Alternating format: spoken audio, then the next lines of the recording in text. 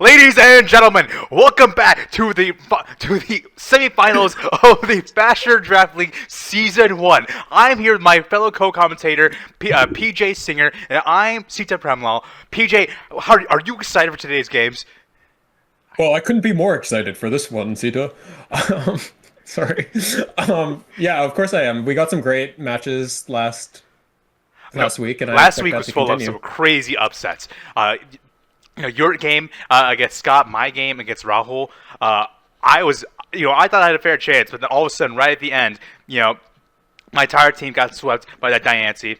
It was crazy. Power gem on it, completely destroyed it. It killed my Dragon both time, my team ace. And on your end, Drake May all of a sudden, out of nowhere, just bounced up and started twerking on your ass. Getting kills after kills, completely unprecedented. And now we get to see, the winners of last week fight against each other. And the first game is going to be between Rahul Rahman of the Mansfield Machamps and Justin Koo of the Middlesex Manectrics. And quite frankly, I'm excited to see it because both these teams are filled with just absolute killers. I mean, looking at Rahul's team, he obviously has the fan named Hitler Tree Arbalova, which has shocked millions of people worldwide as such a low point terror captain has ended up just wreaking havoc on the entire team. And then, and also his Infernape, which is you cannot sleep on. That is one fast monkey and a strong monkey too, both but physically and specially. I agree with everything you said, and one thing that's different about this week is that we're doing walk-ins. Walk-ins? Oh my god. You're right. So it's the first walk-in. Who's going first? Let's have Justin go.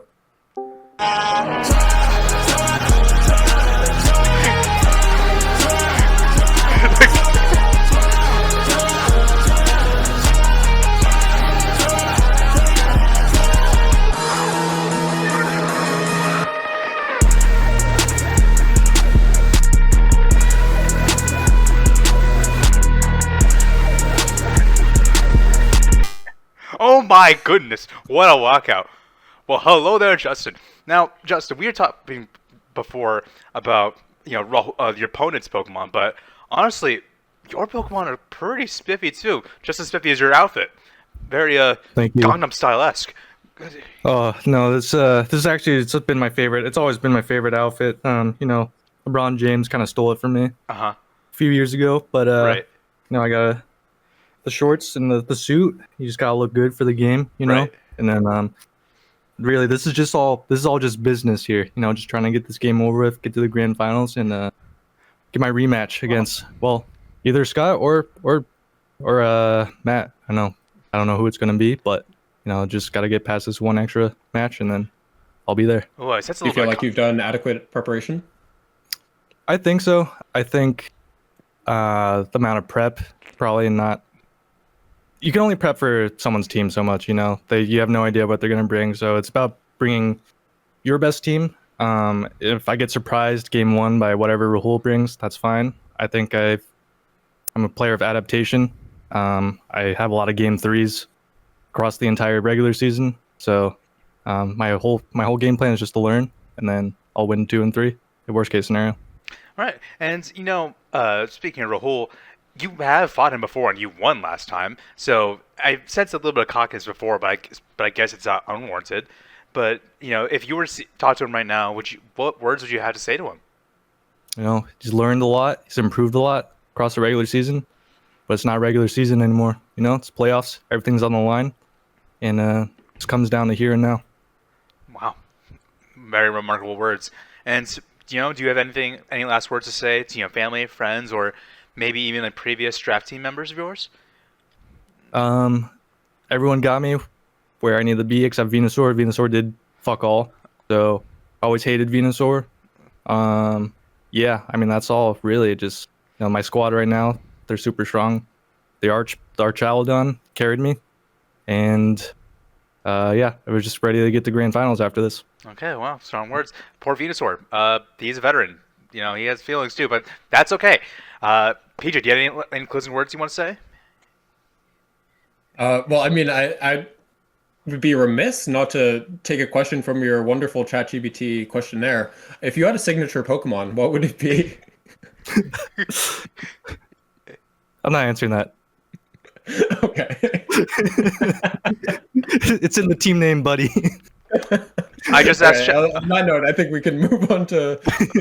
I asked chat. I looked at Chat GPT myself, and it said hypno. So that for the reporters out there. No, that's Uncle Bao. Okay, despite the allegations, there's no relationship between me and Uncle Bao. All right, I don't know what he gets up to, but it's none of my business. All right, I just don't like those yellow guys. Okay, that's great, man. Okay, now for our second walkout, we are welcoming Rahul Rahman of the Mansfield Machamps. What the fuck is this? Turn this shit off! Turn this shit off! Turn this shit! This is so loud, dude! Oh my god! PJ, stop this shit! What the fuck is your problem, man? That should hurt. Now, Rahul, I have a little question for you. This is your first time really playing competitive Pokemon in any sense, right? Besides, joining for free-for-alls and stuff. And while you may have had a rocky start, you've really improved in the last few weeks. Especially, you've won the last 2 weeks in playoffs, not playoffs, but in the regular season, and you even beat the first playoff match against me. Now, how do you feel about your improvement so far, and where you got to this point? Yeah, it feels great. Coming from the devastating 0-12 from Matt during the playoffs. I just kind of thought that was my rock bottom, my lowest point. That really you can only go up from there. I see. PJ, and you've improved a lot throughout the season. What do you think was the key to, or what was the key point in your Was it a shift in mindset? Was it help that you received? What enabled you to make that progress throughout the season?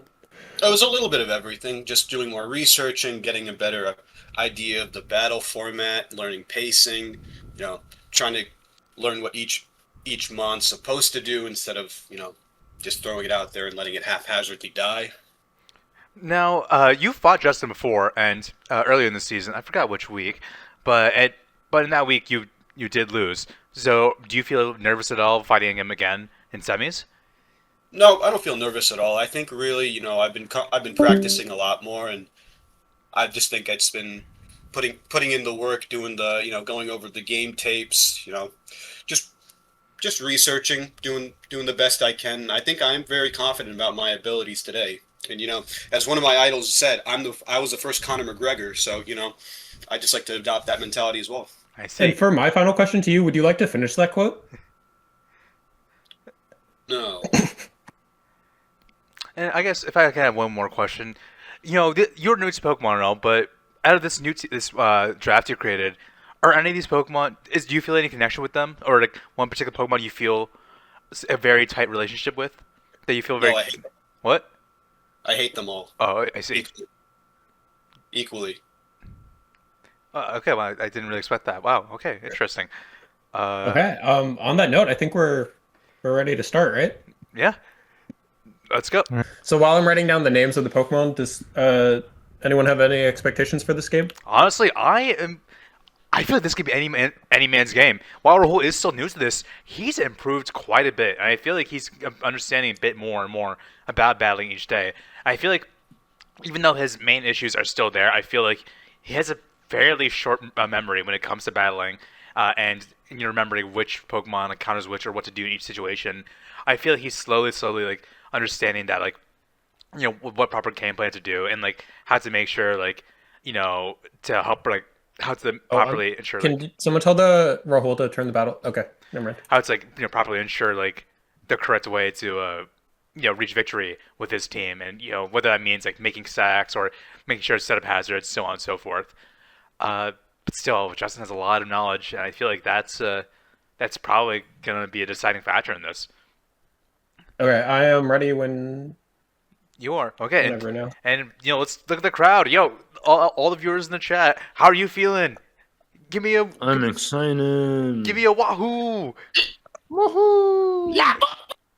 Okay, I'm excited to see the Goldengo today. I really am. I love that little gold guy. Okay, I will. To go. All right, I'm starting. I'll let him start now. Assuming this has Ice Beam, this is a very good lead for Justin. Yeah, I'm assuming the lead guard chomp, I'm assuming it's a tank chomp build, very high defensive, and most of the designs just get up rocks and spikes up immediately. Now, it's going to be pretty difficult for Justin because Justin's only way of or moving hazards is defog on his entire team, right? Ooh, with Ice Beam into the Arbava, tanks it. But still, that's important knowledge that Rahul's going to get to use. Now he's going to be very wary of sending in guard chomp against the Polytoad. And yeah, this Leaf Storm's going to do good damage. Ooh. Like every little bit. I mean, I guess with grassy terrain, it's a little bit less significant, but with how much damage it did, 17%, that is a very, very defensive Caesar build.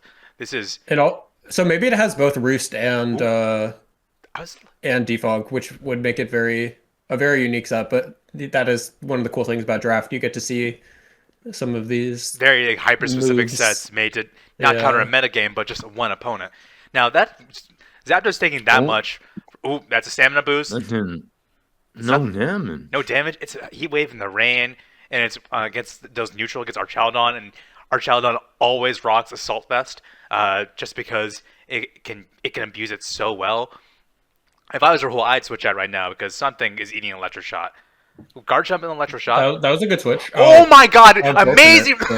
God read on Justin's part. Great read, yeah. Thanks. Now Guard Chomp's out of the picture.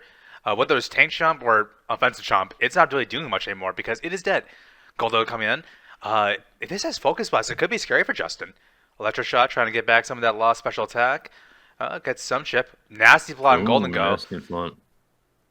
This is a change for Rahul. For a lot of weeks, when we were building his teams or helping build his teams, we didn't put a lot of setup moves on him. So definitely Nasty Plot is a significant shift in the way he's playing. Oh my god, that is so much damage. And it's a Death Drop.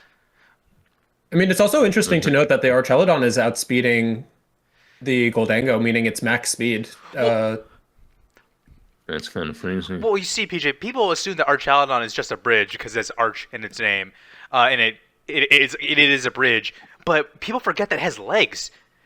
Archaludon is not just a runner; it is a track star. Now, the beautiful sentiments. Rahul is conserving his Golden Go at 7. Though it's not very much left it can do. It's 17%, and it's still going to take Life Orb chip every single time. Now Arbava, Terra Electric, Draco. Oh my! And it lives a Draco. My goodness. Oh, lower voice. That could interesting. If Justin went for an Electro Shot there, it would have become confused. Now, if I was Justin, I feel like at this point, I just start sitting on people. I'm going for that body press, quite frankly. +3 defense. Arbava is not going to want to eat that. Draco. Ooh, Draco missed. Oh, and it missed. This isn't terrible for Justin, honestly. I think. Yeah, and now the Heat Wave is not hampered by the rain. It's going to do a bit more, but let's see. Heat Wave did 10% last time. So what? It would just do like T-Bolt. Okay. Prime BDL Jizzy. I must say, out of all the Terra captains in this league, Swampert is definitely up there. What an incredible use. What an incredible user of Terra. This thing is so versatile. It can either be a defensive lead, setting up rocks, or it can go full offensive too. This thing has good stats. So I will say, one of the interesting things about this specific matchup against Rahul is that the water and ground type that it was naturally given is so good against Rahul's team that I'd be interested to see what Terra type Justin goes with to take advantage. No, exactly. Ooh, Diancie coming out on what? Flip turn. Oh, that's a lot of chip. Yeah. Yeah. And it's only going to get a little bit weaker now after Mega Evolves because it loses a little bit of its defensive stats. Right. No, this is a pretty free LDO. This is a bullet punch, yeah. Rahul, but if you want to keep Diancie alive, you better switch this thing out. Otherwise, it's getting shot down like it's in Miami. Actually, I don't think... This probably... Famously, Diancie's live in Miami. I can imagine that. No, I can't, actually. Also, I feel like people... I say shot down the streets of Miami because it's like that one meme of a scrappy dude getting killed in Miami, but like... I feel like other places like are worse, better for that. Like wow.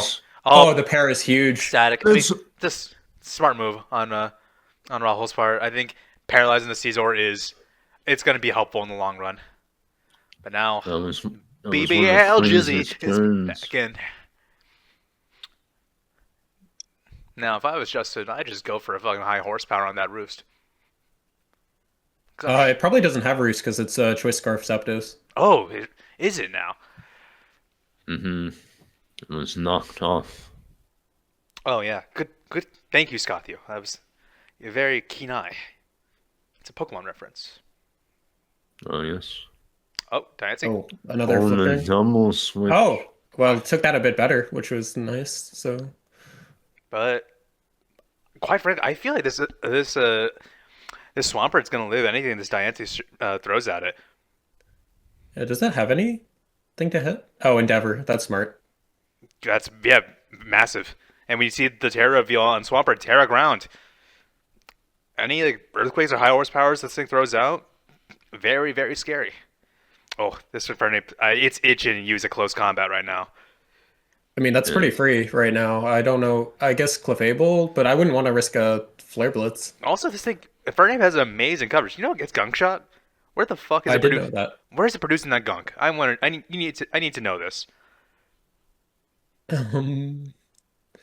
don't know. The early gens of Pokemon get like every move in the game for some reason. Do you remember when every Pokemon had Toxic?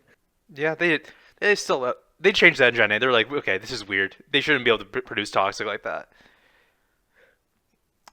So they curtailed that, unfortunately. It's funny, while they could still do that though. Sack and Arch. I don't mind that. I think it's did its job, quite frankly. It's not going to get the 9 kills that I got last week. And it's just too I think it's a bit too weak at this point. Now Clefable coming in. Now Justin's mainly used Clefable a bit defensively before, just as a wish passer to stall. Last in his battle against Ben, he used itemless with chilling water. So is this Infernape gonna get chilled on? Oh my! That looks like Life Orb damage to me. That is, I believe that is Life Orb Magic Guard. Golden Joe. I honestly think this might be faster. Like, I think, yeah, that's smart. Make it rain is scary as fuck right now. Yep. And then Mr. Frog, it just goes, hello there, and takes it. Oh my god, Life Orb Ship's also massive. I think Golden Goat just has one more attack in it, right? Nope. Never mind. I think it has a bit more. That recover is huge. But also, I think it was kind of force switching to Arbalva at this point. Oh, the switch? Except it's already a Terra Electric. Oh, that's good chip. I get the special defense down. So either Rahul tries to preserve Golden Go by recovering, or he just sacks with a Life Orb chip. I think you have to sack it at this point. Nothing wants to take a... Yeah, and I think Swampert's a huge threat for Rahul still. So, especially because I'm pretty sure Swampert outspeeds Arbalva, so it would kill it with a ground type move. Is this looking a bit scary for Justin? Arbalva could be a big threat. I do not think this was... This. I guess, I don't know. It's a tough... Gunk shot! Position. Oh my, it that's leaves huge the damage. gunk shot!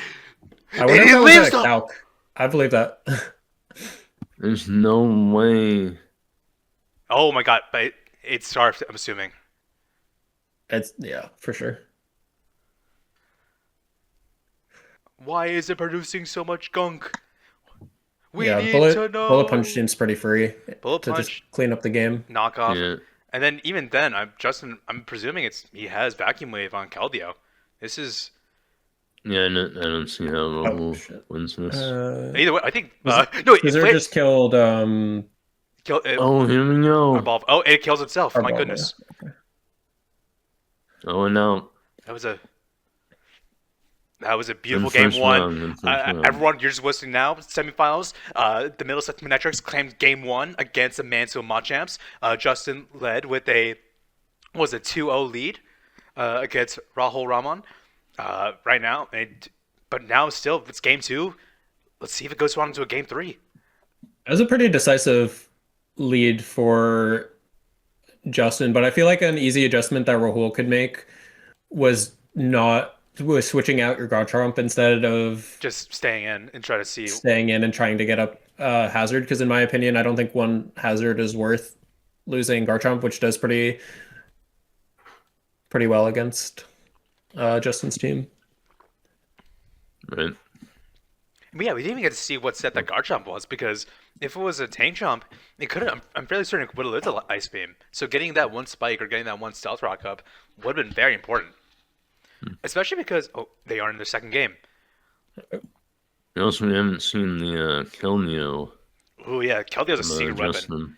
Honestly, that thing is like a huge threat to the whole team. I can see why he made both Infernape and Zapdos Scarf, because, quite frankly, there is just like there's not much of like an answer to otherwise. Otherwise, it would just start like wreaking havoc on his team. Okay, Scott. Yeah, because you have to you have to either keep Arboliva or Zapdos alive to help deal with the Keldeo. If you lose both, I don't see how you overcome. Okay, and they're starting Just the raw power. Oh, leading off of Mr. Frog, going to Diancie. Now, I believe Rahul made this with the Endeavor. This is his lead Diancie set. So I'm thinking Rahul's just trying to quickly set up rocks, Endeavor to get Polito low, and then just let this thing sack. Which I think. So I guess if you're Justin, you switch maybe into Keldeo or Swampert and try and. Oh no, you just go for it and accept the Endeavor. Because now something's going to 15%. Yeah, which I'm assuming it might just be Polito, which I think Justin the rain's nice for him, but may not be necessary, and it also is damp rock, so he still will get multiple turns of use out of this, which isn't, I guess, the end of the world for him, right? But even still, it's going to be tricky because now he has to defog, but Rahul can block defog with. Clefable is going low. Oh, I don't like this play. I'm not sure I like this. Clefable is very useful against Rahul's team. Especially if Diancie outspeeds and it has to outspeed, then this is just a free pickup. Wow. Oh boy. I guess it's a switch in to get it, but to threaten the bullet punch, but... My Mega Diancie gets first kill, and then... But now I feel like gold... Oh, interesting. Zapdos. I mean, the heat wave is going to be half here. Yeah, I don't think it's going to do too much, especially because it's... Yeah, I'd say it tanks. I don't know, though. Like, getting... It's important. Especially since Scissor hasn't revealed Roost. I don't know if it's getting that HP back. It may not need to, honestly. I think keeping Hazards off might be a better outcome for Justin. And he still... Rahul still has Garchomp, which probably has Hazards as well. So maybe, I don't know. We'll have to see how it turns out. That's actually could be good. That matters because now Rahul could send in Garchomp to just probably do a lot more damage with the EQ. They might be able to OHKO with EQ, honestly. I think that Justin is just forced to a Draco at this point. Electro, that's ballsy from Justin's part, quite frankly. Yeah, good switch in from Rahul, but I don't know if I do know how much body press does against an Arboliva. If it doesn't tear, it's gonna kill. Jeez. Well, okay. No, without the defense boost, I don't think it might not kill. But if it's Terra Electric, it's gonna do like half. Golden Go, Electro Shot. I'm not. Interesting. I'm not sure about these. Justin, I might just. Well, he can't Electro Shot anymore. Maybe he might just go for a Draco. He still hasn't gotten a defense boost though, so Infernape could still come in. Dark Pulse, okay, it's got. That's interesting. That's good. Dark Pulse is interesting, but yeah, good. I was surprised to learn that this thing had Dark Pulse. I don't know why the fuck it learns that. It really doesn't need it, but no, it doesn't. But that is good against the guy. Draco missed. But now he has a defense boost. Now I'm unsure. I don't think Infernape or Garchomp kill with either CC or Earthquake. This is very important. And also now another just time to hit Draco. We need to do like a replay analysis and see what this thing's accuracy has been. Because I swear, it's already missed like 1 or 2 Dracos beforehand, right? Yeah, I mean, as far as like misses go, I don't know how impactful it will be because it's just it was just 18%. That is damage. A Terra Captain down. Okay, and our Chaldon's all pretty much back and full. If Justin lands another Draco here, Garchomp's going down as well. Earthquake, that's a lot of damage. Let's see if we can keep it. Let's see if it'll land. It lands. That was Life Orb Garch. Man, Rahul was running hyper offense. Scarf and Infernape, Scarf Zapdos, Life Orb, Golden Go. I'm assuming that our ball was Specs, and then Lee Diancie. This man has gunners right now, but it's not looking too good for him. I think he can. Justin, I'm assuming he's going to let our child get sacked here. Yeah. Smart play. Good close combat. But I don't know. Golden goes at low health. Infernape, but at least Infernape and Zapdos are both at full. And Caesar hasn't been paralyzed yet, correct? No. No. Okay. Well, Zapdos is at full, so that feels like a pretty safe switch in. I could see the Perish song coming out. I could see a Surf coming out. Honestly, I feel like that's still going to do a good amount to it. That's true. It is pretty offensive, Zapdos. Because if he goes in Zapdos, I think Justin could just go into Swampert. Right. This is Surf. Ooh. Yeah, that's pretty good chip. That's chip is chip. I think straight to Swampert, and then just if it has Liquidation, I think this is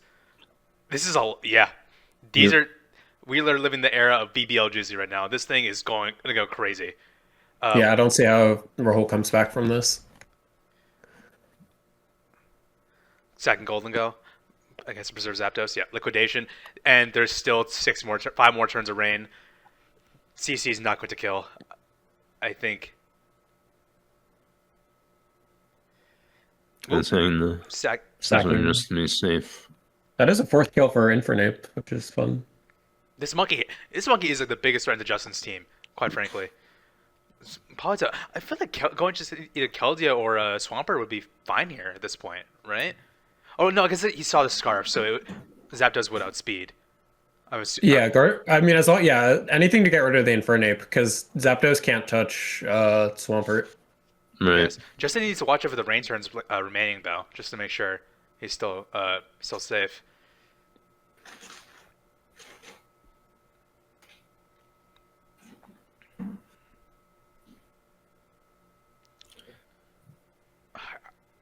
Still, I could see possibly Hole could win. It mostly is just like hacks with Zapdos, fucking like confusing shit with Hurricane over and over again. But that's still an outcome. Okay. Surf there, Monkey dead, Monkey down. First kill for Politoed. And now Zapdos is coming in. Oh, and it's scarfed into T-Bolt, and it is now that's free over. reign for the BBL jerseys. But now we've seen the first round of semifinals. The Middlesex Manectrics have taken over the victory over the Mansfield Machamps. Great game. I want to say good game to both of you. That was really, really good job. I enjoyed watching both of you play. And Rahul, it's been amazing to see you get this far. Semifinals for someone who hasn't played competitive singles before is a very impressive outcome. I'm glad you reached this far, and I hope you had fun. And I want to say, I really liked the gunk shot you put on Infernape. That was a very smart play. And you was expecting I don't know if you expected Clefable to come out, but you already switched it into it, right? He switched it offensively into it, yeah. Yeah, but still. Yeah, getting the Endeavor off was huge. Yeah, the Endeavor off onto the Clefable. That was a very, very positive outcome for you. Immediately, basically forced Justin Mon to be dead and could pick it off. And Clefable was a big threat too against your team.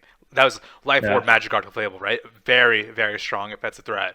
With Magic Guard preventing it from taking any recoil damage from Life Orb. And then on the other side, I don't know if you mentioned this yet, but Keldeo didn't come out at all in either of the games. Yeah, Keldeo was kind of like my win con at the end. Obviously, it's super strong and fast. It's at a good speed tier. It ties with Infernape. So I imagined, looking at Rahul's team, I was pretty confident that he had the choice scarf it if he wanted to beat my team, which is on paper faster than his. So I had my Keldeo scarfed just as a win con at the end, late game sweeper. And I didn't really need it because by the time that the Infernape got a CC off, I could guarantee kill something else. So I just still prioritized keeping it healthy. But Keldeo super scary. So even though he didn't do anything this game, I think just his presence was enough to force Rahul to play a little bit differently. And I imagine a lot of the planning went around what Keldeo can do to your team as well. Keldeo and Orich, yeah. Yeah. And then just a fun little note, you guys in the MVP race, Archelodon is number 1 and Mega Diancie is number 2. Wow. Arch is still going crazy. Arch, I've heard from you can choose to confirm or deny this, but I've heard Arch Aldon was really influenced by Mark Wahlberg's speech, even how he proclaimed that he would be able to prevent 9/11 if he's on that plane. And I heard Arch Aldon was doing that, but saying that if he was one of the Twin Towers, he would have prevented it from happening. Well, if Archelodon was one of the towers, move steel beams. Yeah. If Archelodon was one of the towers, it just simply wouldn't fall. I mean, this guy's just way too strong. It wouldn't fall. It just got a defense boost. Yeah. When I was working my team too, like I originally didn't want to bring it because I thought there was too many counters in like Garchomp and its special defense is pretty bad. But Dragon Steel typing is just so good, especially like that was my answer to Arbalva. Like if you had Earth Power, it still wouldn't even be a 2-hit KO unless it was Specs. So it was still worth it for me, I think, just to swap it in there and obviously make use of the rain. Like it 1v1 Goldango pretty handedly.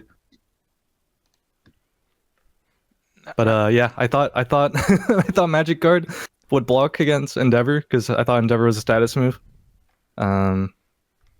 So yeah, that was a misplay, but that was really bad. But yeah, ended up not mattering as much, which I'm thankful for. Then final question for Rahul, since this is the end of your season, are there any lessons you're bringing into your next draft? Yeah, I mean, I didn't have much experience going in this season. I literally called you guys to give me Pokemon to put on my team.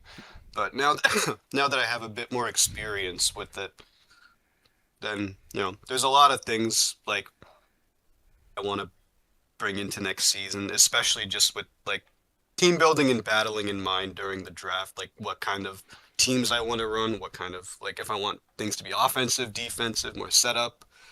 So there's a lot of stuff to bring in. Are there any Pokemon you are looking forward to draft or think you want to draft? I can't tell you that. Oh, okay. Keeping it. I'm sorry. That information has to stay between the Mansfield. The MILFs. The MILFs. The Mansfield. The porn has given him power. Yeah. What are you doing to this Pokemon, man? Don't you worry about it. Do we need to check on Diancie? No, it's okay. I already took her out back and shot her. What? I thought she did pretty well for you that game. Guns are steel types. Okay. Oh, well, Bullet punch. I can't turn my camera on, but I am shaking your hands. I'm caressing your forehead. Thank you. What else are you caressing? Yeah, I'm saying, shh, go to sleep. I'm singing you a lullaby. You did a really good job. I'm glad you got this far. And Justin, I'm spitting your butt and patting your back. Good luck on it. I feel it. Yeah, no, my remote vibrator is definitely putting in overtime right now. Yeah, put 2 fingers in. Okay.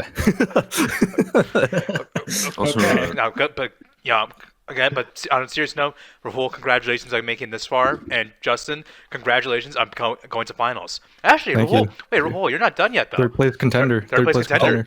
So you might not be first or second, but you could be third. So Yeah, well, empirically, first has always been the worst. Second has also been the worst, but third, usually the one with the treasure chest. So I'll put my sights on that. Now, PJ, I'm excited as you. Honestly, this has reminded me of one of my favorite movies from this past year because just as Paul Thomas Anderson made it, I think we're going to experience one battle after another because right now we're going to experience the Bradley International Airports commanded by Scott Kennedy versus the Bridgeport Bidoofs commanded by Matthew Cruz. Now, these two teams, I'm glad to say I love both of them. They had an explosive start week 1 with the I can't say the fucking full name. The Bradley Airports Buzzwoles. I think Airports Buzzwoles. International. The Buzzwoles going against Bidoofs. It was kind of explosive. And by explosive, I mean Skeletor sat there and just walled the fuck out of everything and killed everything else. But now it's a different story. Matt's team, he had a training arc. He has a scary team right now. Oh, absolutely. I mean, and it's not always the Pokemon you expect, right? Because just Tapu Fini, completely being a wall last week and getting those kills, or Sneasler with the Dire Claw is something you can't account for in team building just because of the variance of it. Mike. He has a lot of or Shifu can one hit KO a lot of Pokemon. Yeah, Matt certainly has a lot of threats. Yeah, he has one hit KO machines from Sneasler, Urshifu, into Ursula Blood Moon, into the most tanky Pokemon alive with Feeny and Glowking, and while despite any comments I made to calling this Pokemon a fraud, I cannot in good conscience say that you can completely ignore or just not mention Mega Bayonet. Mega Bayonet Prankster with Will-O-Wisp, T-Wave, Confuse Ray, that Pokemon is annoying, and it has a high attack stat that can fuel its super strong Poltergeist that can further be boosted by Swords Dance. I can't, as much as I dog on it, and even though I believe it's deserved, I can't say that we can ignore it. Truthfully. Yeah, it certainly feels like it's put in more than like the 3 points worth of like draft that Matt put into it. It's that one, I forget what like normal season game that was, but when it was like I think it was against Justin maybe with the Confuse Ray and Thunder Wave and nothing was able to get done. Yeah. It's certainly a very disruptive Pokemon. It's this to be a very, very evil Pokemon. But you know what, PJ? No more talking. I need to see these players walk in. Can we pretend that airplanes in the night sky like shooting stars? I could really use a wish right now, wish right now, wish right now. Can we pretend that airplanes in the night sky like shooting stars? I could really use a wish right now, wish right now, wish right now. What's up, everyone? I don't have a webcam, so I had to use this GIF of SpongeBob to represent me. Okay. Funny guy. But, Well, yeah, Scott, it's been a long great season. gift. How are you feeling going into semis? I'm feeling pretty good. Matt was my first ever opponent, and I think I had I was surprised when I meet him. I really didn't think I would meet him the first time, but now that we've gotten so far, I've got a lot more confidence. But I also know that Matt's team is a lot stronger now than it once was. So I've been preparing. I've been getting the mobs ready. I think we're gonna do our best. Now, Scott, your team has changed quite a bit. I feel like it's gone through some controversy. I remember earlier, earlier trades, you traded some of your Pokemon to get Kartana, and I remember you made a statement saying that the Ultra Beasts had to stick together. However, that didn't last after Kartana's. I won't belabor you with it. Let's just short into the controversy occurred. You had to get rid of it, and now you're only keeping one Ultra Beast. Do you still believe that the Ultra Beasts are somewhat together, even though right now it's solely the Buzzwole on the Buzzwoles? Yes, well, I think all the Ultra Beasts are with me in spirit. I think they're all cheering on the Buzzwoles, and we've had a lot of Pokemon that we've picking up and dropped. I think every one of them has played their part in this whole season. I see. Wonderful. That's beautiful. I feel moved by that. All right, and I guess you touched on this a little bit, but do you feel confident going into this match, or are you nervous? What's the vibe at? I think I'm confident. I'm a little nervous if Matt brings any random moves that I just don't foresee, because that could screw me over. But I have been practicing, and I had a lot of help with my team building for this semifinals. So I think I'm in a pretty good spot.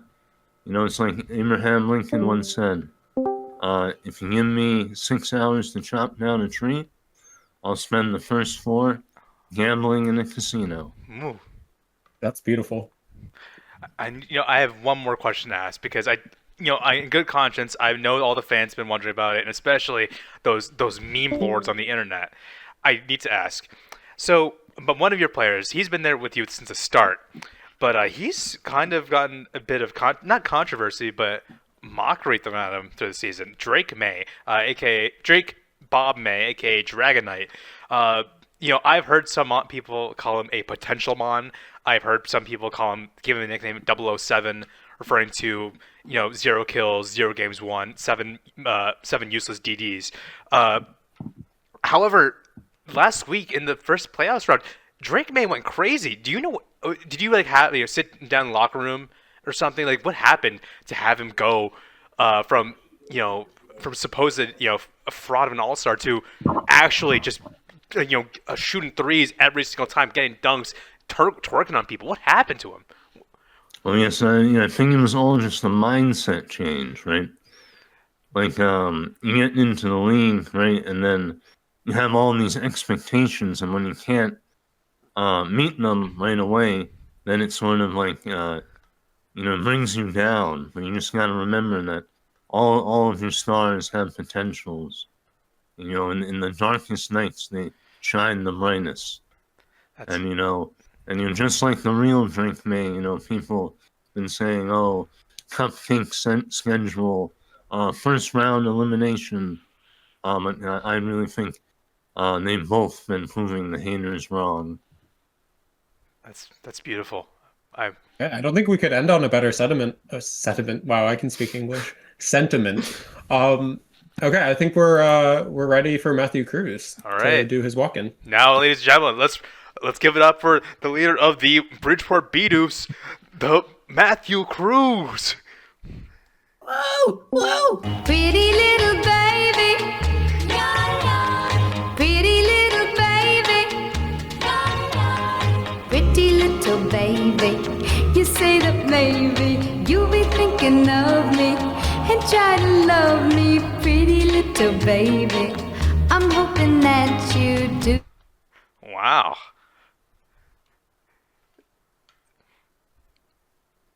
You're muted, Matt. Matt, you're muted. You're muted!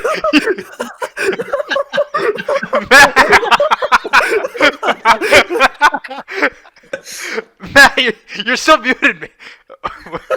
Is he redoing it? What's going on? What's going on? Oh my god. Did he think the song was muted? Like, it's just him that's muted. I don't think he knows. I'm gonna play the walk-in song when he walks back in.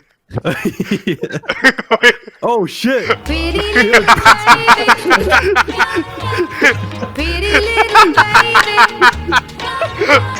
baby, pretty little baby. Matt, you're muted, Say bro. that maybe you'll be thinking of me and try to love me, pretty little baby.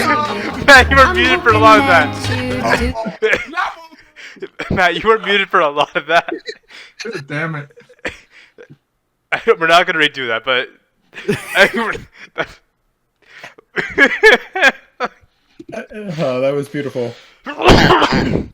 Oh my god. Hey guys, I'm the coach of the Bridgeport Bidoofs, Matt Cruz here. How's everyone doing? We're the ones asking you questions. All right. Okay. Okay, I'll go first. Matt, yeah, it's a pleasure to have you. I enjoyed watching your games over the season, and you were statistically the best player this season, ranked number one overall. And I gotta say, you have drafted yourself a very strong team, and one that's gone through a lot of changes over time. I know you picked up some mons, you dropped some others. You had a Mungus for a little bit, and now you've come to this final team, but you have some strong hitters from Sneasler to Ursulina Bloodmoon to Urshifu. I gotta say, what made you come to this type of team style where you just have such raw power coupled with some really bulky walls? Yeah, that's a very good question, B. I appreciate you asking that. I think my whole draft style at the start of the season was just drafting good bangs for the buck. So, I mean, Urshifu at 15, I thought was a crazy steal. All the way to Bayonet at 3 points was an absolute steal. So, I think it was just looking for where I could find good bangs for the buck and just drafting it. And maybe on paper it isn't the most cohesive team, but I think at the end of the day, power is just, speaks volumes. So yeah. I see. All right, you as Sita said earlier, you ranked number 1, and now you're in the second round of playoffs. But you're going against Scott, who has also won last week. How are you feeling about this matchup? Not really feeling particularly good. Like you said, last time I played Scott, I lost, and that Scaligerd's really fucked me up, and I'm absolutely terrified. I just went to the bathroom. I took 3 Tums, and I'm not feeling good physically, mentally, or emotionally for this match. I'm literally sweating so much. That's why I decided to go sleeveless right now. But I'm confident in my team. I'm confident in my prep. So, but out of anyone I don't want to fight, it would be Scott if I had to say. So, Oh wow. yeah. Interesting. Can you expand on that a little bit? Well, it's just that, I only lost this season against B and Scott, but so I wouldn't really want to go against either of them. But but if I had to say for certain Scott, I just feel like his team matches really up really well against mine. I think the Terra Terrakion is particularly very scary, and that it was something that I didn't have the opportunity to play last time when I played him in the first week. So I think it'll be a fun battle. I'm really looking forward to it, but he definitely has a lot of threats that he didn't have last time. So I don't know how this is going to shake out. Now, I have a question for you, Matt. I feel like Sure. this part of your team never really came up a lot in either playoffs or other media presentations. But your team actually is one of the few ones with a motto. You can't take the heat, stay out of the kitchen. What made you Yes. how do you believe your team lives up to that philosophy, to that slogan? Yeah, I do. And thank you for bringing this up, B. I do have a slogan. I worked really hard on that logo with the Bidoof with the guns. And let me tell you, I always try every week bringing the heat, whether it's T-Wave, Confuse Ray, or Metronome on the bayonet, or Fling Sneasler with the big nugget. I'm always bringing the heat.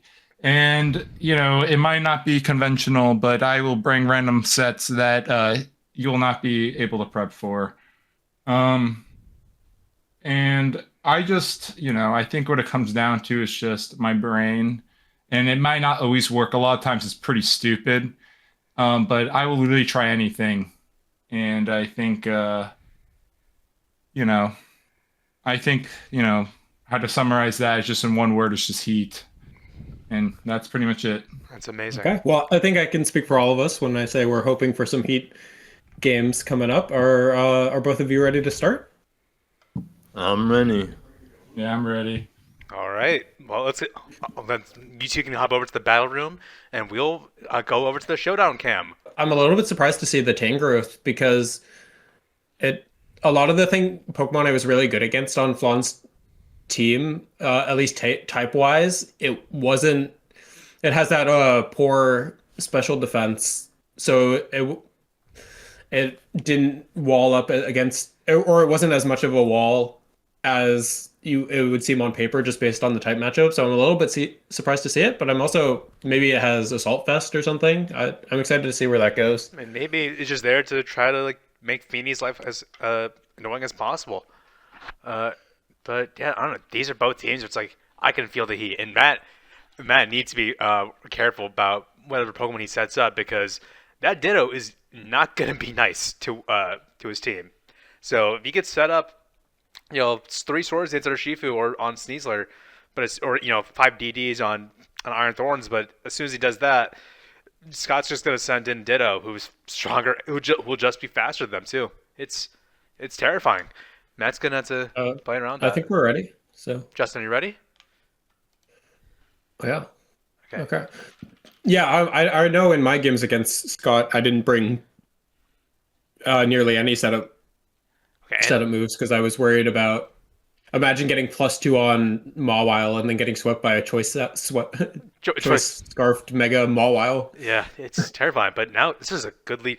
Now Scott has normally run like especially defensive Rotom here, so quite frankly, a Supercell Slam for Iron Thorns might kill if it's not physically defensive.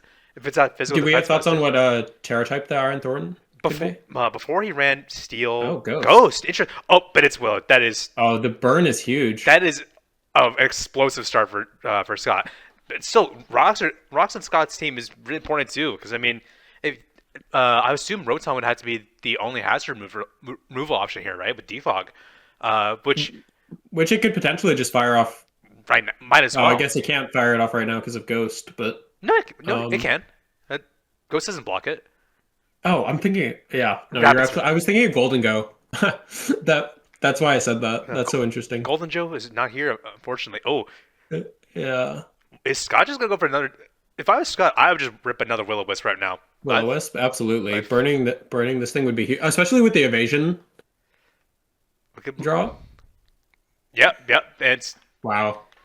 And Scott, those are two heavy hitters that have just taken a significant reduction in damage. Rotom Bob is breaking ankles right now. Fuck it. If I was Scott, I'm getting a paint split. Volt Switch. Ooh. I mean, Volt Switch not bad either. Getting some good chip. Is Scott gonna send in Big Tarak? Does he have the horses in Tarak? I would be a little bit worried about Scarf, right? Scarf for Shifu. Well, if it's Scarf, I mean, wouldn't that just make Terrakion stronger? Oh, that's true. Yeah. Yeah. You're absolutely right. Okay. Scott's got the horses in Tarak. We're sending a this feels like I guess you have to go Feeny if you're Matt, or I don't really see any other switching. Oh, Iron Thorns. Expecting the CC. That's good. That's actually pretty good for Matt, because if Scott is choicing into this, he has to switch out, and Matt's going to be like, I'm getting my hazards up again. Matt's in a tough spot right now. Both Urshifu and Iron Thorns being burned and all. Oh, interesting. Oh, it's not choiced. That does nothing to Terra Bob. Oh my goodness. Oh my goodness. Yeah, this is I guess a Earthquake coming out. Earthquake. Nothing really wants to take that. I wonder what set this is. It might be Life Orb done.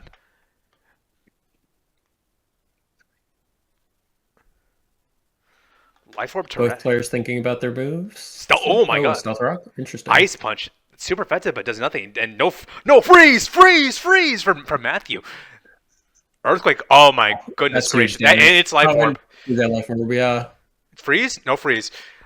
Matt does I will say that Iron Thorns, despite being burned, did get Terrakion pretty low. This is very good. Now Scott's like, I would say it's his primary lead offense is now significantly weakened. If Urshifu, I think kills from here. I don't see. Yeah, you probably want to switch out Terrakion to have a sack later on.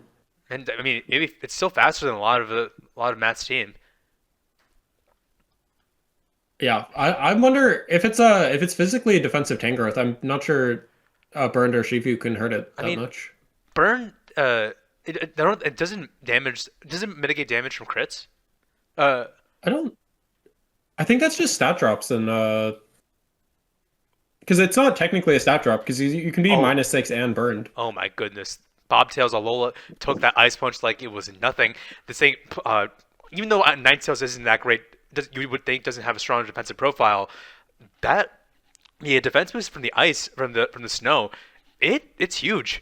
And Aurora Veil, ooh. Yeah. And this might not be a great switch in if Ninetales has Freeze Dry. Does Matt have Defog though? Is he willing to get rid of his own terrain again? Potentially getting more Pokemon burned in the process. Bobrite? Darkrai? Ooh, Calm Mind. This is bad. Matt has won a lot of previous games for like this. He has a tendency to constantly spam switches, spam setup moves. Yeah, I wonder how much Sludge Bomb does at +1. Or maybe it has Encore? Does Bobrite learn Encore?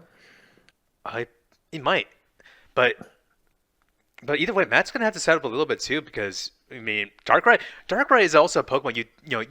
Just looks like a skinny little guy with like no legs. But first of all, it has legs and just chooses to hide them. And two, it's a lot bulkier than you think it would be. It always, as the wise Thunder Blunder once said, Darkrai lives hits you think it shouldn't. It lives like non-stab Aura Beams, Aura Spheres all the time, or CCs, it is a decently bulky Pokemon. It has 70 And HP. that's doubly true under Aurora Veil. Yeah, 70 HP, 90 defenses. Like, now it's a +2. Oh, they're just going band for band.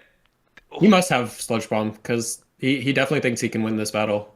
I mean, if he doesn't have a Light Clay, he only has around like one tournament left.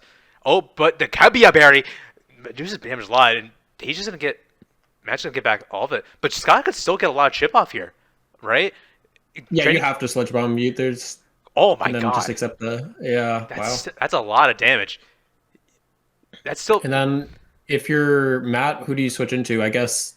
I would say I think Terrakion just Bob. Oh, Tangrowth, interesting. I feel like Terrakion could have killed the EQ. Honestly, Life Orb And boosted. yeah, because this is gonna give Matt a lot of Draining Kiss healing. Well, this is true, but I think Scott could make it especially tanky. And hey, Bob, honestly, Bob growth, power might just do a trillion. We don't know. Mm-hmm. And you can Spore now that the Misty Terrain is down. Though that means that would mean it wouldn't be AV, and thus it would take a lot more from that Draining Kiss. That's very which true. doesn't matter. I guess. Also, it doesn't learn Spore. It's Sleep Powder. It's not. Game Freak doesn't do that much. Oh, the Mega Bayonet. Oh, my enemy. Oh, Assault Fest. Power Whip.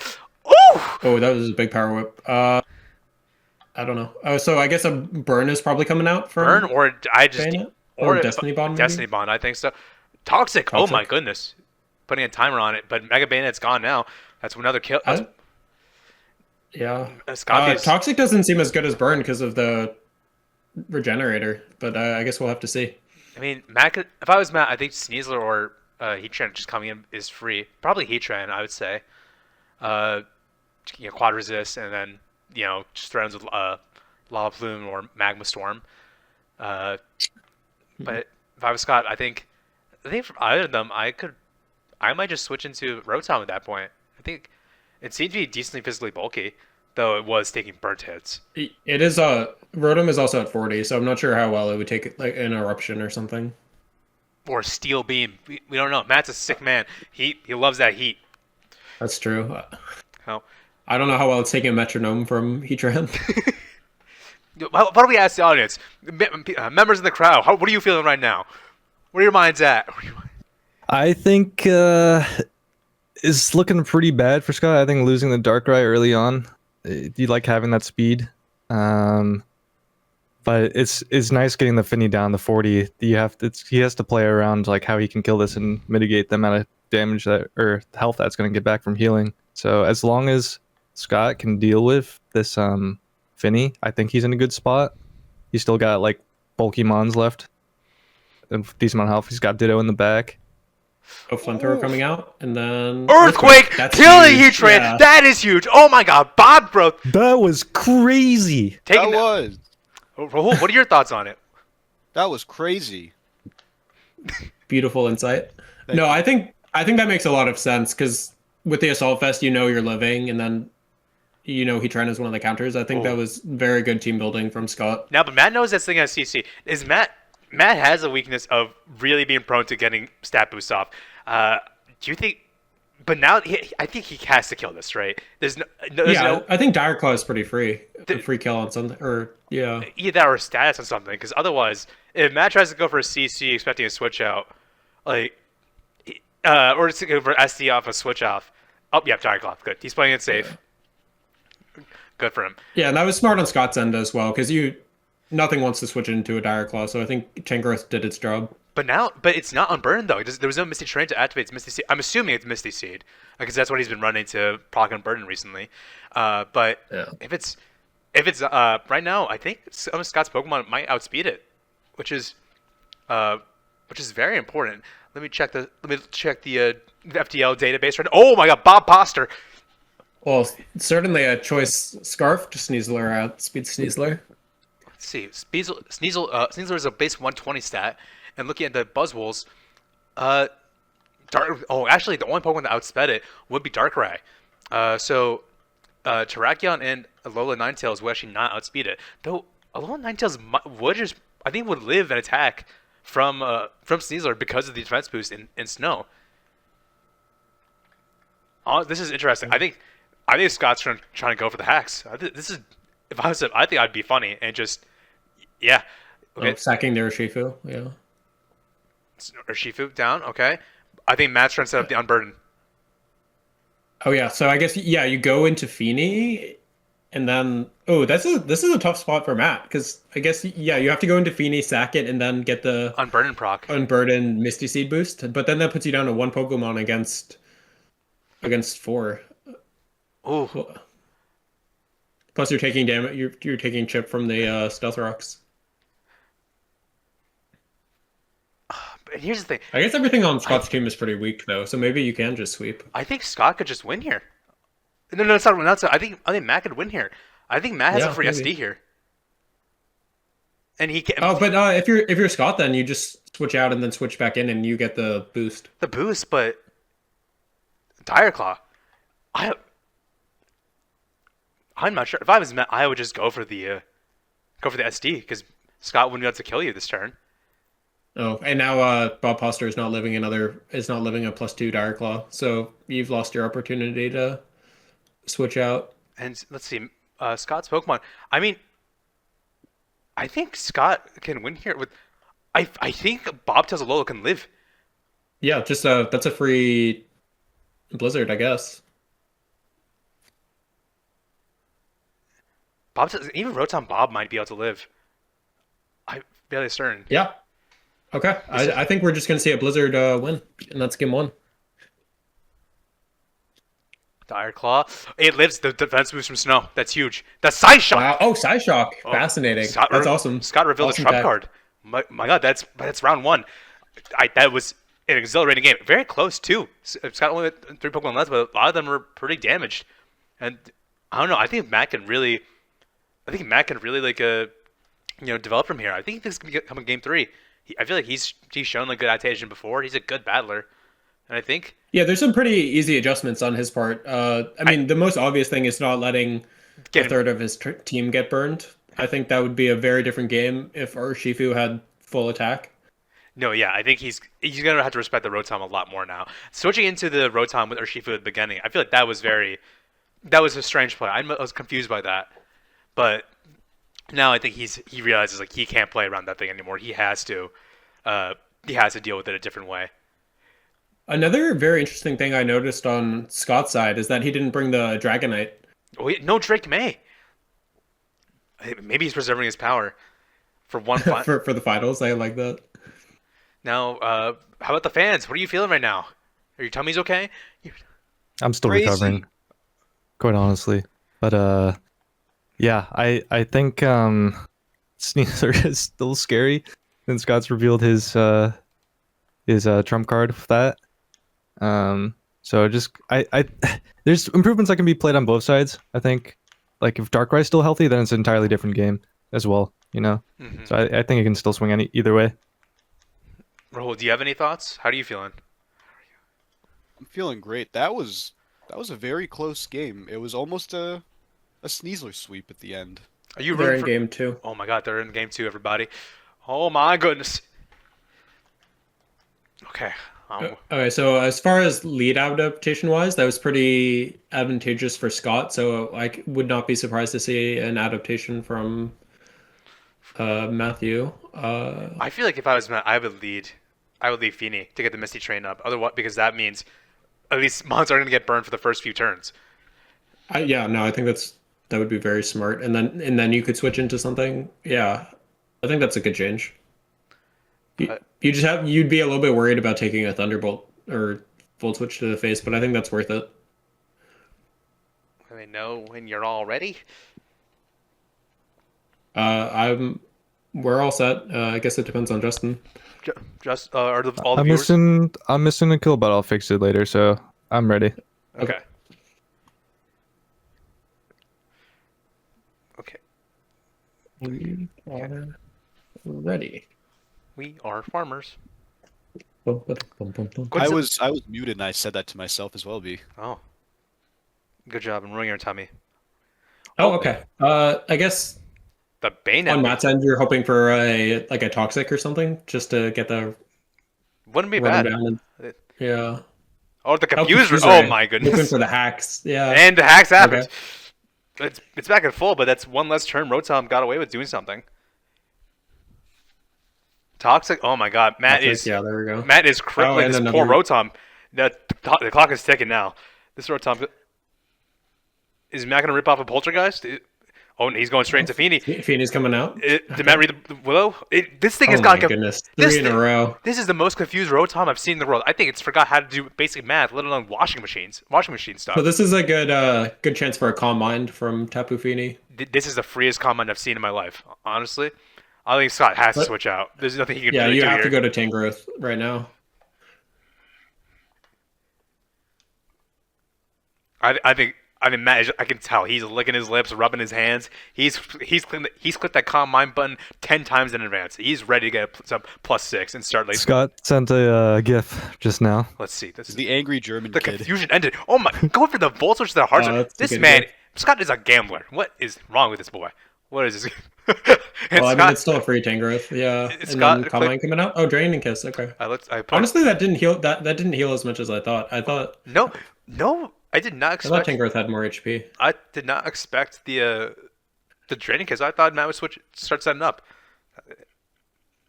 All right. So what do you switch into if you're Matt? I guess Matt knows this thing has a whatchamacallit, Power Whip, Bayonet. Okay. Earthquake, get ooh. Scouting for the Heatran. I don't mind that. Oh, I don't know. Bana, it could be pretty annoying. Toxic into this. Matt forgot about the Misty Terrain. Oh my, that is a crucial that's mistake. huge. Bayonet's. I mean, I think Bayonet did its job being a pesky little critter. So this is not the biggest loss for him, but it's still advantage for Scott. On the other hand, it would have been good to debond that and get rid of Scott's best Feeney counter. That's true too. Oh, that is a crucial mistake from Flan. Yeah, that was. I mean, it's very recoverable. He still has a lot of threats on his team, but that can't feel good. He still has his main threats, and Rotom is still on a timer with Toxic, which is nice. So it can't stay in for too long on the field. But now Matt, I feel like, well, he can't switch into Sneasler because Earthquake would KO, and I don't think he'd be able to KO with Dire Claw. Maybe he could just go into Iron Thorns and try to set up with that. Maybe you get a DD off. Terra, I think with Terra Ghost, it should be able to live a Power Whip or something. Yeah, Tangrowth is so strong right now. I guess. I mean, yeah, I can see Bob Rhodes just like swaying back and forth. He's having the time of his life. Maybe go Urshifu? I don't know. This is a tough position for Matt. This is a pickle.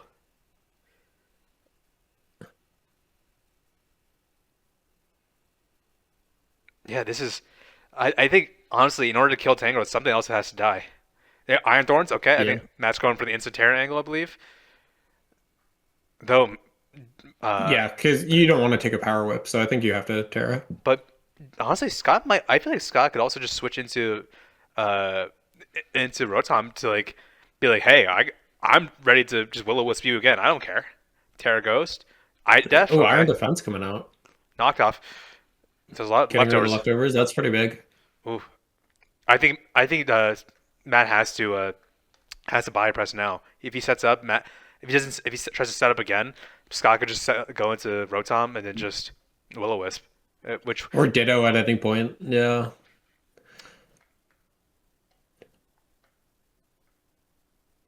Well, yeah. Okay. Ice Punch. Not great, but at least it's taking chip. I think Matt's just going to Feeney now. Though the Volt Switch is gonna hurt. I think it's better than just getting like one of your mons, your Terra Captain, no less, being weakened. You don't want to get burned. Yeah. Especially because I think with the way it's created, it's meant to counter Terrakion. Very bulky set with IDEF, and then the Ghost type to be immune to CC. I think if I was Matt, I'd just switch either. Maybe go into Heatran, so it won't get burnt, and then potentially threaten it with something else. But maybe a Steel Beam. But right now, I think he can't. He would have to go to +6 with the defenses to make make the body press damage. I'm assuming body press be like worth it, because And otherwise, you don't want to go +6 on anything when you're facing a Ditto. So yeah, it's yeah, he's really thinking through his moves, I guess. I mean, yes, this is I matters. think I think you're right though. I think it has to be Feeney coming out. I think Heatran could work. You just had to. You could gamble on the Hydro Putt missing. It's happened before. Not an accurate move, but You know you're in a tough spot when you're taking that 1 in 5 chance. you know what, PJ? But sometimes that's just Mons. Sometimes, you know. Oh, and he let it stay And the in. burn came out. Okay. Body press. I think he's still getting chip off. The toxic does matter now. I think he can still use this as like a switch in. Yeah, I would Will-O-Wisp out if Volt Switch out if I was Scott, I think. Because if it doesn't have Pain Split, I think it's just going to take more and more damage. Honestly, if I was Matt, I might just try to get up rocks. That's smart. Yeah. Oh, the Ditto Bob Poster. He's copping the thorns. Oh, and it's not Terra. That's an interesting interaction. Yeah, which could matter, which does help. I mean, if it doesn't have an electric type move, I think Feeney could just kill it, right?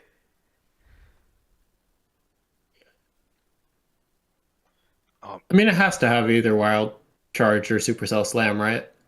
Ice Ice Punch. Punch. Oh, maybe not. Oh my god. Matt's trying to go big on big. He's on a timer, though. That burn's taken down. Yeah. And he's not going to do that much damage because of it. The body press doesn't do much. And Scott is +2, but he's also scarfed into Ice Punch now. So I think Scott. That's true. Maybe you have to switch back out and sack your Rotom. That's an interesting position to be in. Oh my good.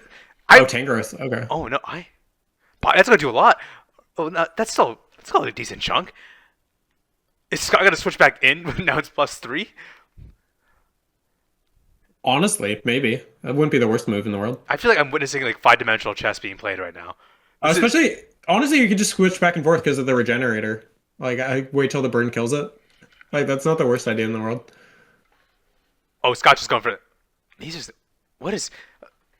is the most intelligent game I've watched this entire season. I need to study both these players' brains for science after this game is done. All right. Yeah, switching out. Okay, I like that. I mean, that's a lot of shit. Wow, it didn't even take that much. But still, I think now Sneasel could still kill in snow. So that's just... Because this is faster now. Yeah, okay. Oh, Aurora Veil. Interesting. Okay, just get extra chip. And now a free Blizzard coming out. Maybe a freeze dry.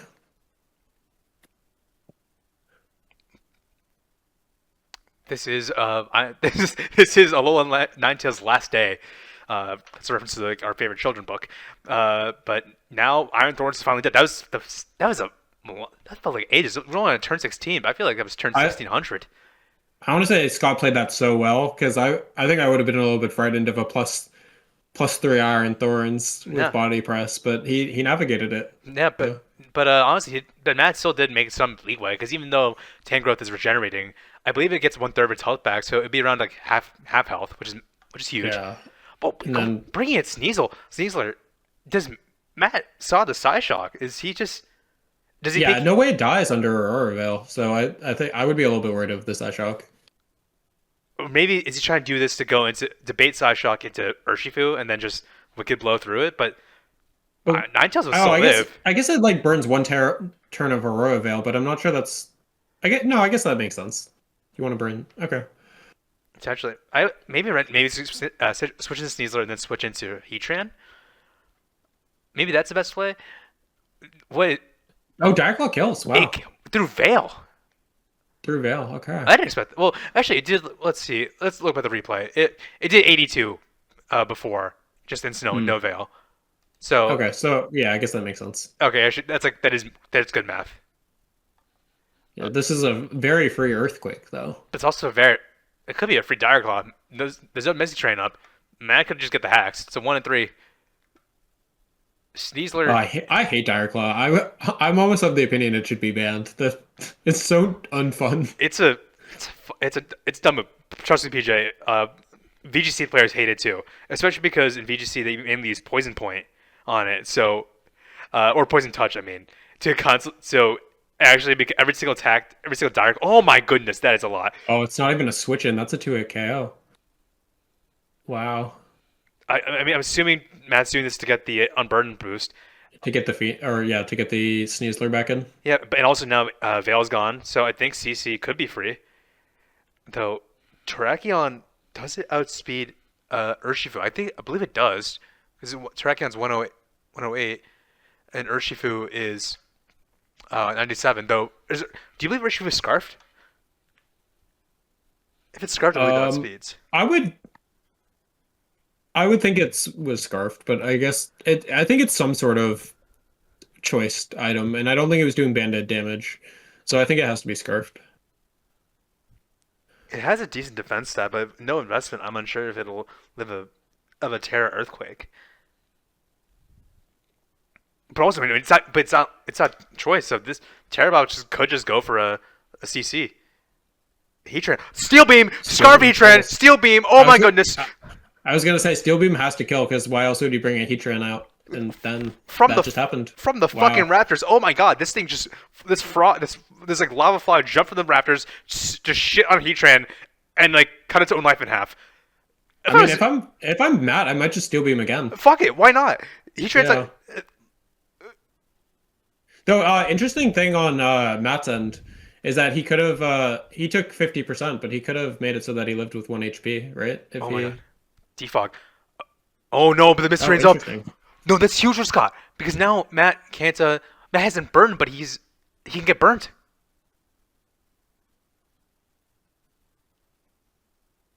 Oh, were we talking about hacks earlier when Misty Terrain was up? Oh yeah, that's I feel true. like we were. That is true. That's kind of funny. I think if I'm Matt, no, he can't just CC up, because Ditto could just win from there. But Ditto would not have Unburden, because it would copy the ability, but it would still have a choice card attached.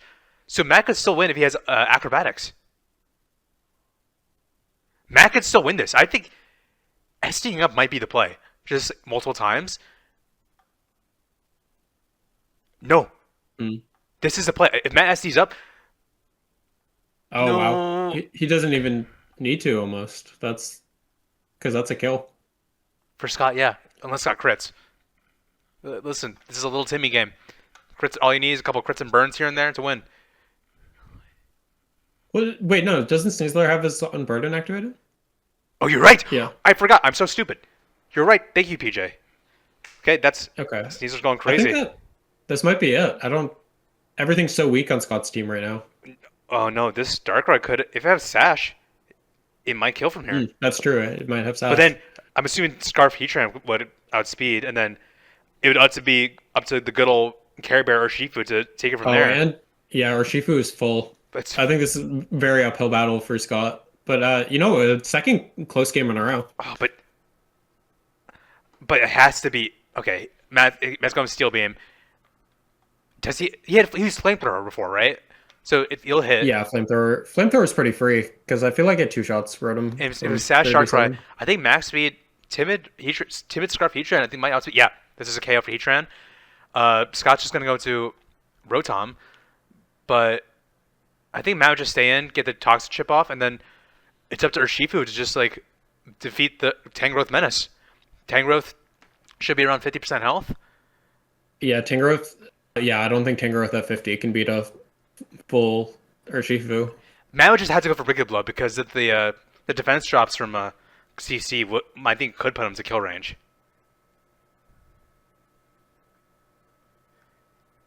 Okay. Even if Scott has like Pain Split now, it's not going to do him too much help. Ooh, no. I think that's a misplay. I'm not so sure about that play. Because you're putting yourself in range of like a Power Whip crit. This is dangerous. I think it's still Matt's game, but he just he opened it up for hacks to be able to win. Oh, I don't agree with that either. Okay. Okay. I think it's Matt's game. I think it's Matt's game again. Okay. Oh my god, that was. I think I need times. I feel my heartburn. Oh my god, this game is so stressful. Jesus Christ. this is I think Wicked Blow is gonna kill here. Yeah, Wicked Blow is free. Oh my Okay. god, and we're on to game 3. That's My a good second game, though. God, Wow. Matt's really Matt adapted made there. those adjustments. Okay, now audience, what do you think? That was crazy. What do you have any other thoughts? Like, were you like on the edge of your seat anytime throughout? Yeah, I'm on the edge of my seat right now, actually. Just with game 3. Was there a particular Seeing how moment? close- Was there a particular moment in game 2 that made you be like, "Wazam!" or "Wow"? Apparently not. Okay, never mind. Jesus, It was just a crazy game. Justin. I think Scott misplayed pretty big with letting the Ninetales get that low. I think that's the other late game sweeper for him, just based on the move pool. He did well with the Darkrai, like that thing served its purpose. But I think if he had both the Ninetales and the Darkrai alive at the end, it would be game for. Well, it's still tough to beat the Choice Scarf Heat Ran though. That's the other thing. The steel beam from out of nowhere, that was important. Yeah. So I think going forward, it's like it's basically keeping who alive on each side. I feel like for each contestant here, because Urshifu and Sneasler you keep alive at the end, and then for Scott you keep Darkrai and Ninetales, and maybe even Terrakion you keep a little bit healthier at the end. So it's just like feeling each other out until finally you whittle each other down enough to bring out the late game sweepers. And then Steel Beam was awesome, but that's the type of thing that only works once. Yeah. Like unless you really mess up. So it'll be an interesting game 3 because I think all the tricks are out of the bag now. Yeah. Speaking of game 3, they are in it. They are in game 3. Okay. Lead wise, I still think Rotom is super solid for Scott. And then I liked Bayonet on, so maybe we'll see Bayonet and Rotom again because I like that from both players. The disruption for Matt it worked out really well, and the toxic was very important throughout the game. Yeah, and I mean the confuse rate was annoying, but even if it doesn't work as well this game, I still feel like it was probably worth it. Honestly, Scott, if Sash Darkrai is still a good lead, I think if he's expecting Bayonet again, he could just do that, lead Darkrai, and hey, it's a Dark type, so it's immune to Prankster. So Matt would have to switch out from there. As Justin was saying earlier, it is just a game of who can keep their late game sweepers alive long enough. So in both, I mean, one of the benefits Scott has on that front is Regenerator Tangrowth. Tangrowth, such a powerful wall, and he has a decently bulky team. Regen Tangrowth. He has Rotom Wash, known defensive wall. Darkrai, which is again a decent bulk, and then A-Tails in the snow, making sure they can live really important physical hits. Obviously, it wouldn't live that Steel Beam, so Scott needs to play around that now. But still, he has a pretty good team of surviving Matt. And I don't know, and that Tangrowth is still a pain for Matt to deal with. Obviously, I think Urshifu melted through it at the end, but he still had to keep it around because honestly, I think if I was Matt, I would just start Steel Beaming instead of flamethrowing that thing because that EQ was crazy from the Tangrowth. Honestly, yeah. What's Steel Beam? No, I agree. I think that, especially since it's a Scarf set, Steel Beam is the most damage you're going to be able to output, and it's not really surviving anything, so you might as well get that damage in. I'm assuming that Tangrowth is AV. Would it live? Would AV Tangrowth? It is. It got knocked off game 1. Oh, I see. So would it live a Steel Beam then, you think? Oh, no, it got frisked game 1. It must live. I don't have the damage calc in front of me, but I'd be shocked if it Okay. took more than like 40. Okay, they're starting. All right, Bob. Right. Scott's like, I don't want to deal with your prankster antics anymore. This is stupid. Matt. Yeah, no. But Matt made a mistake last time trying to toxic and Misty Train. Is he gonna try to prankster a dark type? He did make that mistake in one of our practice games, so hopefully he's made the adaptation. Okay. I don't know. If I was Scott, who knows? Is Scott gonna get greedy trying to get a nasty plot on something, or is he just gonna go for the Dark Pulse and get some chip off? I think Dark Pulse is relatively free. Maybe if you're feeling really, really funny, you can go for the Sludge Wave on the Tapu Fini, but it wouldn't be a bad idea, because I feel like that would be a good switch in for Matt to make. Just because I don't believe Bayonet learns many fighting type moves. Oh, Urshifu? Oh, that's risky. I mean, it worked out, but No. that could have been a free, like a sludge bomb would have done a decent amount of damage. If Scott has Focus Blast and this hits, it's gonna be over for Urshifu. Matt's playing with fire right now. Oh, he didn't know that it was scarfed? I feel like He he must must have known by now. Sludge Bomb? Oh my god, that is huge. That was crazy. I'd say Okay. that's worth it. That was Yeah. incredibly worth it. Oh my goodness. I think Matt is just gonna be like, I'm going in with Heatran. I know I'm faster than you with Scarf Heatran. I'm gonna kill you with Flamethrower. Or Feeny. Feeny. But Honestly, I would sack Darkrai and just get a +2 sludge bomb. yeah, Sludge that's Bomb off. even Yeah. the Heavy Berry. It's still gonna do. That's a lot of damage, Yeah. and you're not And getting. you're not really getting anything back from Draining Kiss. I You would say Darkrai did its job. Yeah, and it doesn't have its only form of recovery is Draining Kiss. If I'm Scott, Tangrowth. I'm just setting this in. And I'm just Earthquaking, I think, right away. Yeah, Matt has right now. He has 3 Pokemon that are weak to Earthquake. He has to sack Bayonet. There really is nothing else he can use it with here. Because if I was Scott, I'm clicking Earth right now. If he sends in Heatran, it dies. If he sends in Iron Thorns, it dies. Sends in, Sneasler, it dies. If Phoenix stays in, it's taking a lot, and it's not going to do much with Draining Kiss. Like, Yeah, so maybe maybe you do want to power up then, because Bayonet does seem like the best switch in. but even then, like, Bayonet can't Toxic. It can only Confuse Ray, right? Oh, that's true. Wait, does Confusion not count as a status condition? I don't think it works. It is a status condition, right? So I think Mr. Train blocks it. So I wonder if I don't actually know how that interaction But works. even then, Confusion, and that's not very like, that's not like a. I mean, it can matter, but I'm not sure if that's necessarily completely worth it. Yeah. If I was, I'd just go Bayonet. This is like, it's still full HP, correct? I think you might as well do that. Potentially get knockoff off of the Tangrowth so that Heatran can come in and try to kill it next turn, or maybe get some chip off with Poltergeist if it's running that. Yeah, smart Bayonet, move. Yeah. Earthquake. Yep. And the Earthquake did come out, and it was free for Scott. There's no reason for him not to do this, and yeah. Now this is a free Power Whip because that should kill if Earthquake did that much. you get that, or maybe knockoff. But I think True. I forgot I had knockoff. I'm not sure if it would kill. Honestly, I think Power. I think Power Whip might be stronger because you're not knocking off any item. Does knockoffs? I think it's the damage is still boosted. If the opponent has not, does it have to get knocked off to get the damage boost? Yeah. Pain split? Okay. Power up does okay. Yeah, I think Power Whip would have done more, but it's still good damage.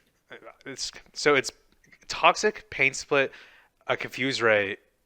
Does he have, so I'm assuming he must have one. So he doesn't even have Oh, debond. he has debond. Okay. Oh my god. Okay. That's okay. That's one way to deal with Bob growth. That's okay. That's good progress in that. This is still anyone's game. Oh, PJ, I don't know about you. I'm stressed. Yeah, I agree with you, but I would feel pretty good if I was Matt because Tangrowth was the biggest threat against Matt's team. Oh, so I think that is a huge confidence booster. And right now, especially after losing their Urshifu. And right now, Matt doesn't have its Ghost type, and there's no just get him in the body press. That doesn't do too much. But now Scott's just time for me to set up my Will-O-Wisp again. I think Matt could go to Heatran now to try to get the Steel Beam. If I was Scott, I might Willow, Matt getting rocks up, or just go IDEF. I see. If I was Scott, I might just start Hydro Pumping, to be honest. I think you have to start Hydro Pumping. You don't really want to switch into a +2 body press. It's still burnt, so I think his Pokemon could still take it, especially Ditto will be able to take it. Does Burn work on Iron Defense even though he uses Defense? Yeah, because Burn mitigates the attacks of physical moves, so it doesn't it cuts physical moves attack. It body presses a physical move, so it gets cut in half. It's not that it's not that you use Iron Thorns goes down. Yeah, but Rotom's still fairly healthy. I think obviously Steel Beam could kill from. Well, no, may not kill because Rotom resists it. Yeah. So I mean, on paper, I think this is looking a little bit better for Scott, but we've also seen that if his Pokemon get low enough, then Sneasler can just sweep through everything with Unburden. Yeah, so maybe Matt's trying to set up with that, especially because he could take it. He could win, even against Ditto. He could still win because that burden really matters. I don't know. That's the crowd. The crowd. How are you feeling right now? I think this is pretty overwhelmingly in Scott's favor, actually, because both Ninetales and Terrakion are at full health, and Ditto as well. Matt's he has to think about what he wants to send in, which I'm thinking is Tapu Fini, and then you get the Sneasler. But he's gonna have to be smart with his switch outs because Terrak, once it Terras, it doesn't die to Sneasler or Fini's Draining Kiss. I don't think it even gets OHKO'd by water moves. So I feel like as long as Scott chooses to switch ins, like I feel like it's a free full switch, honestly. Yeah, this feels pretty free. And then I guess what's Matt thinking? You wanna? I think Matt has to volt switch here. Are you trying to set up? Or... Oh, he's surf. Okay, interesting. maybe he's expecting Terrakion to come in, but this is still like defogging the terrain is huge. Scott is just saying, I do not want your goddamn unburdened procking. I don't want this terrain up. You can leave me alone. Yeah, honestly, kind of brilliant. T-Train? And Hydro Pump might be coming out. Yeah. Okay. Yeah, because I don't know if anyone has their calculator up, but does Steel Beam kill Rotom at 73? There's no Probably way it does. not, right? But No, it's resisted. and also, resisted, and so- that would mean And P-Ran will kill itself doing that. So I guess you have to hope for the miss, maybe? I don't... I think Matt's just saying, I'm going for the Steel Beam. I need to get chip on I this. think Matt's playing this around. Dragon He's Pulse. going to. Oh, shit, that's huge. He's Yeah, but it's playing still... this, Dragon like- Pulse still doesn't kill. He's playing this like he has to, like in a position where he's going to get unburdened no matter what. But I think it also still doesn't matter because, as long and as it kills. Ninetales is at full health, like Scott still wins. Yeah, because that's Psyshock. Yeah, Psyshock is huge. And there's no rock. I mean, it was boots because it wasn't taking any rocks damage before. And Feeney's already at 64, so... And there's a I forget how much Terra Earthquake did, but it was around that. And there's still Ditto in the back to help get a good chip against Sneasler. Yeah, this is scary. I don't know. Rahul, do you have any commentary you want to say? This game is crazy. So I think if you're Matt, though, you have to hope for like a good crit, because the only way you're winning is with Sneasler. So Honestly, I think Scott could either just stay in and start like Terra Ground Earthquaking, or just immediately switch into Rotom and then just get off the defog to prevent the Sneasler. I think Matt. Or Rotom would also be good because you wouldn't be giving too much HP back in Draining Kiss. Oh my god, that is so much. Surf? Oh, Surf came out though. Okay. Okay. Well, Matt could just sack this and then just send in Sneasler to get the guaranteed unburden, which is good. Yeah. But he can't set up a Swords Dance because otherwise Earthquake kill, so he has to kill and then Ninetales will just kill with Psyshock. Yeah. So I think that's it. That's the game, folks. I think Ninetales comes in. That defense boost has been doing a lot of work. Oh my god, I think this is it. The Ninetales comes in. I think these... And you can't even get hacks because the terrain is out. He can still get hacks. It just had to be the crit. Oh, that's true. This changes everything. If Matt gets a crit here, I think he can win. That is that will be the one deciding factor. Justice for the overheat miss. I mean, sorry. It's the last move here. Is he going to crit? He did not. crit. And that's Psyshock coming out. And Ladies and that's gentlemen, game. that is Wow. game. We now confirmed Wow, the two bro. trainers are going to the finals. The finals are going to be the Middlesex Manectrics versus the Bradley International Airport Buzzwoles. Scott versus Justin. This really is a reincarnation of SNES, kind of. No, dude, it's just like me and Scott back in 2014. I mean, I won't say too much. I'll wait for him to get back here and we can talk about it more. But, I mean, I was saying earlier throughout the entire season, just like he's gonna get better and better. He's gonna shake off the cobwebs. So he's a good battler. All right, he's just a little bit behind in the meta, like a few others of us are. So yeah, he's pretty much at his like fullest potential right now. So it's pretty scary. Scary to see. But now I also want to say that this is the second week in a row where Scott has had a really fun set to watch. Like this has been he's very exciting on his crazy. end. But now it's still not over for Matt though, because Matt and our little muffin here, Holy Wooly, they're gonna fight for third place. Yeah, it'll be fun because he beat me 12 or 0-12 first season. So you got during the playoff. Well, you've improved a little bit since then, so it should hopefully be a closer game. That'll be 1-11. Don't be so hard on yourself. I think it's like it's kind of good I wasn't on commentary because I was a little biased because I was building this team with Scott. I knew exactly what the Dark Rise and Ninetales job is to do, and like I said, like he kept both Terrakion and Ninetales alive at the end, and that won the game. Now welcome back, guys. Welcome back, you two. Great games, guys. Great games. Oh my Thank god. you. Those are very, very fun to watch on both sides. Matt, Steel Beam Heatran, I love that thing. That frog went fucking crazy. That was crazy. That was fun. That was fun. Yeah, I And was Scott, certainly not expecting that. And it was quite a that steel shock. game was fun. Yeah. and also that beta that helped a lot. The second game, Scott, how are you feeling about that Rotom getting confused 3 times in a row while the toxic chip taking some health from it? What was your thought right then? Because I saw you put the gif in of the angry German child. So Yeah, I was trying to find the one where he actually smashes the keyboard on the desk, but I don't know, I couldn't find that in time. But yes, Rotom has had an accuracy problem in the past. And yeah, that was pretty infuriating, to say the least. I think it did miss a Hydro Pump. One of these games, missed so- it right at the end. Okay. Yeah. But still, it did its job pretty well. The defogs are very important, making sure, because I knew you were like, I did not want Unburden to activate. I want that Sneasler to be slow as possible. And getting rid of Rock Sling setup on your team too was good too. That Rotom, even though a bit stupid and a bit inaccurate, I think it did its job. But and Matt, I gotta say, I did like your type of feeding build as well. The Kebia Berry, very useful. I think otherwise it wouldn't have survived Dark Rise Sludge Bomb in that moment. So it was good. It was good to run that. And Yeah, I came to that conclusion after a while, running that berry, because that berry allows me to set up also a Calm Mind, which kind of acts as like the defense from the berry to begin with. So then I can live multiple.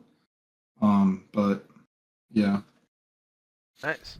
Now that this battle is over, we do know who's going to be going to the finals, but we also know who's going to be in the third place qualifier. Matt, you're fighting against Rahul. And I was thinking, would you two have any words you want to say to each other? I think You're not gonna beat me as bad as last time, Matt. No, I even thought last time the battle was really close. But at times, like, I don't know, like I don't mean to interject, but was it not a 12-0? it was, but a lot of my guys were really low. A lot of my guys were low, and you were playing well. So I don't know. Well, I think didn't I just set up in that game against you last time? Like, I don't know. Anyways, but yeah, I'm excited to play you for third place, and I don't know. I still want to just say some things about the battle with Scott. I thought Scott played really well, and I was not expecting the Terra ground, but I mean, it kind of makes sense for my team. Like, I have no ground resistance, and then the Terra ground earthquakes were just like really hard to combat. And that was really smart of you, Scott. Yeah. And a lot of your team has a severe earth weakness. Yeah, for sure. The free EQs. And then on the subject of Terras, I made a misplay. I think it was in game 2. I forgot that Ditto is not copying the Terra type. And so I went out with when you copied my Iron Thorns? Yeah, the Iron Thorns. Because I thought it would be Ghost, and that way I would be immune to body press, but it was not. No, I thought it was funny when Matt was just like sort of iron defending again on the Ditto. So I was like, you're scarfed into Ice Punch right now. Matt can just get big on big. Even though he's burned, he's still gonna he can just start sitting on people. It doesn't matter at that point. But it was fun. I'm glad I watched those games. I was on the edge of my seat. But Scott, this isn't your last battle. We still have one more. You still have one more battle next week, and it's gonna be against Justin. So I gotta ask, Yes. how do you feel about that? I won't lie. I'm a little nervous. Justin has been has done great in this season and in the playoffs. He has a really strong team, and it's also a weather team, which could screw up my Aurora mail. And Justin, do you have any words you want to say to Scott over here? I mean, I think it's like it's gonna be a weather war. It's gonna come down to it. A lot of our it's gonna be interesting. I haven't really had anyone contest my weather. I was looking forward to my matchup against you, Sita, because that the sand would really make a big difference. But now we're gonna get that with hail. It's just gonna be a really interesting match, I think, because like I was saying earlier before Scott and Matt came back. I don't know if you remember this, Scott, but back when we used to play like battles before we knew what we were doing on like the DS in black and white, every time I would lose to you in battle, I would just close the DS so it wouldn't count in the record. So I still had like a strong win-loss record over you. Oh, I know. I remember that. And we had strict no item rules, but then whenever I was close to losing, I would just use a full restore on my guy. So I think it's just gonna be, it's almost like full circle, like 10 plus, maybe what's that, 12 or more years later. Yeah. We're meeting in the grand finals. It's pretty it's cinema, I think. So can we expect a full restore next week? Yeah. I think Wish Protect's the closest thing you're gonna get to it, but but yeah, I think Scott's team went through a few different iterations. Terra Terrakion has proven it's just a huge threat. But yeah, it'll be an exciting grand finals. Indeed. Right. Yeah, but Scott, we're expecting that he might just draft the 17-point Mega Rayquaza. So you should watch out for that too, Justin. I'm just saying. Oh, he's not prepared for the heat though. I feel like our child on 1v1's that thing. We could see choice. Yeah, the real weather wars are Delta Stream. All right. Well, PJ, I don't know about you, but I think today was a very exciting watch, and quite frankly, I'm just cannot wait for next week to see the grand finals of the Fasher Draft League Season 1, and then to see. I mean, you cannot ask for like 5 good games today. Like you couldn't ask to like commentate anything better. So that was super exciting. I'm glad to be a commentator for this. This is amazing, and I cannot wait to see how this draft league will grow in the future, because I think this has been a wonderful, wonderful start to it. Yeah, and it all comes ahead to next week with both the third place decider and the grand finale. Yeah. So.